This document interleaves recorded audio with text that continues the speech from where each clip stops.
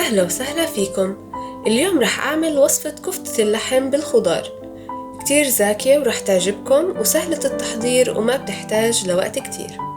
بس قبل ما أبدأ بحب أذكركم لو كنتوا غير مشتركين بالقناة لا تنسوا تشتركوا وتفعلوا جرس التنبيه حتى توصلكم الوصفات الجديدة.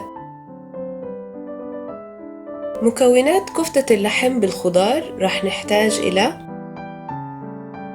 نص كيلو من اللحم المفروم، خضار مقطعة إلى شرائح، فلفل ألوان، بطاطا مقطعة إلى شرائح، بندورة مقطعة إلى شرائح، وبصلة مقطعة إلى شرائح، بصلة صغيرة مبروشة، ملعقة كبيرة من معجون البندورة، معلقة كبيرة من الثوم المبروش،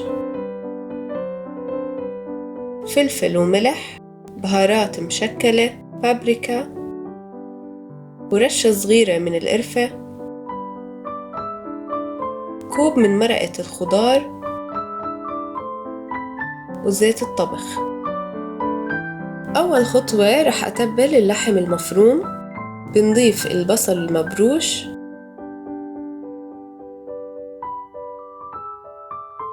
والثوم المبروش، رشة القرفة،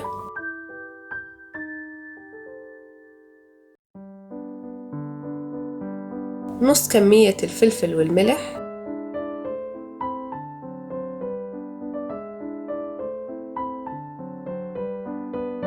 رشة من البابريكا،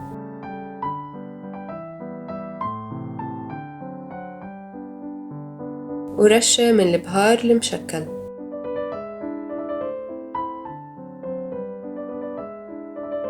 وآخر شي بضيف شوية من زيت الطعام.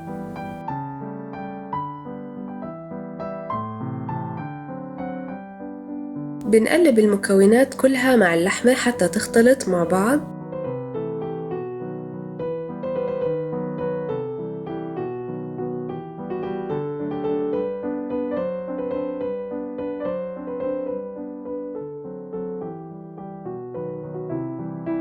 وهيك بنكون جهزنا اللحمة وتبلناها.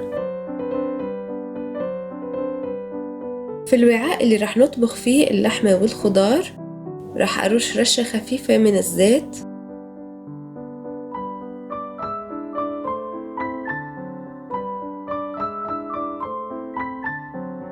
بعدين رح أخد اللحمة اللي تبلتها وأفردها في الوعاء بهذا الشكل.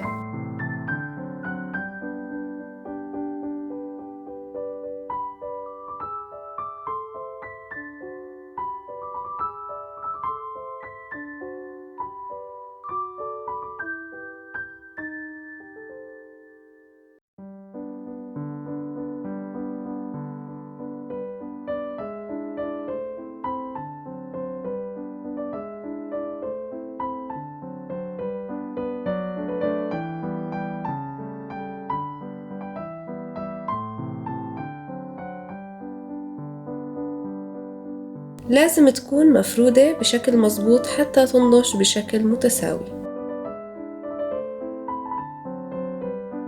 باستخدام الشوكة رح أعمل ثقوب في اللحمة حتى تدخل فيها الصوص اللي رح أعملها. بعدين رح أرتب الخضار بشكل طبقات عليها البطاطا،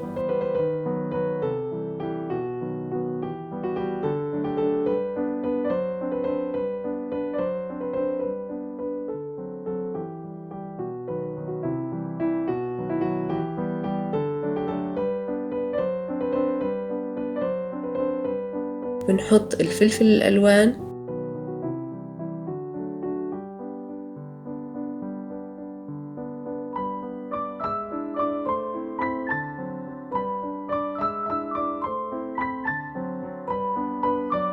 والبصل والبندورة.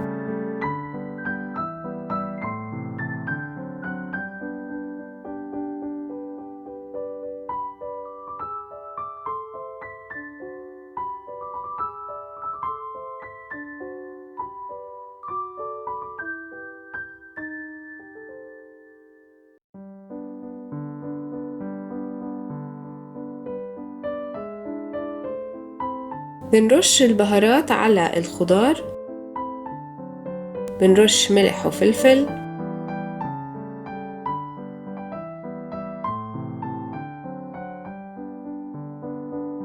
البهار المشكل والبابريكا.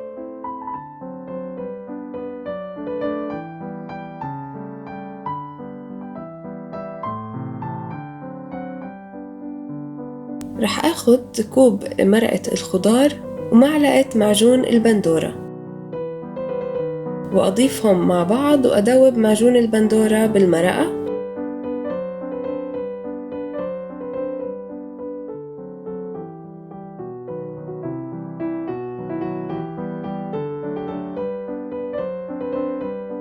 وبعدين رح أضيفهم مع بعض فوق الخضار واللحم.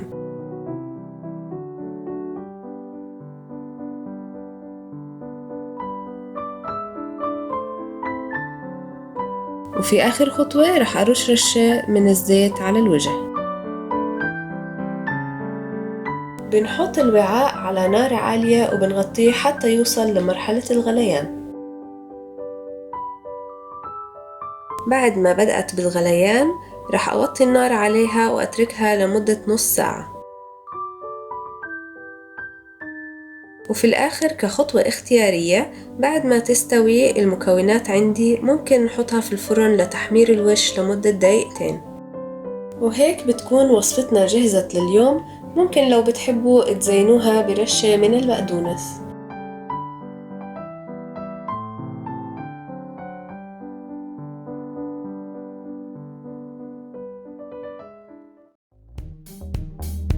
وصفتنا سهلة وشهية ومتأكدة إنها رح تعجبكم. شاركونا برأيكم في التعليقات واعملوا لايك وشير للفيديو وسبسكرايب للقناة وشوفوا الفيديوهات السابقة، ولا تنسوا تفعلوا جرس التنبيه حتى توصلكم كل الوصفات الجديدة. وصحة وهنا مع فليفرز باي رنا.